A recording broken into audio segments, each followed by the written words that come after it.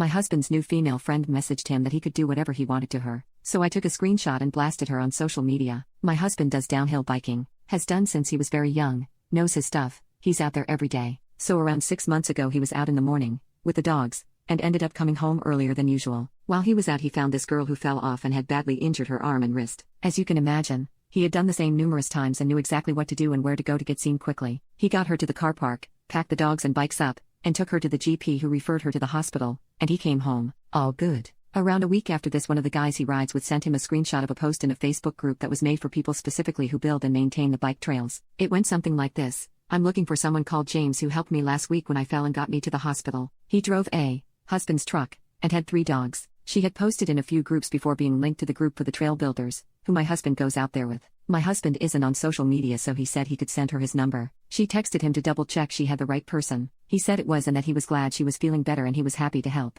She offered him money or to take him for lunch, which he declined, and just said again that he was happy to help. They text back and forth now and then, her initiating in it mostly, "Hey, how are you, hope you're well," until she starts getting better and can ride again. It turns to, "Hey, we should hit the trails sometime." My husband is a very good cyclist, used to ride competitively when he was younger, the same with many of the guys he rides with. He tries to decline her offer in a way not to offend her, but there's no way she can keep up with them. He says maybe next time. Eventually that happens and he gives her a few tips. This then turns into her texting him more often about biking, asking for him to tutor her, and just general stuff. This goes on for the next couple of months. There seems to be a friendship starting. I've never once had any concerns about this and was quite happy for him to continue, and they do. Until yesterday, he went out with the dogs, and bumped into her. He said they spoke for a while and went on a cycle with the dogs to wind down before he came home. She started texting him when he got home and I could see these messages coming through the iPad as I was using it. To be clear, he is not hiding the texts. He openly leaves his phone lying around, with no passcode. Let our daughter play on it. Happy for me to use it. Doesn't get weird or secretive about it in the slightest. He knows the iPad and laptop are linked to his phone and it can all be seen by anyone using them. He has never given me cause for concern. It's her intentions I'm not too sure about at this point. So anyway,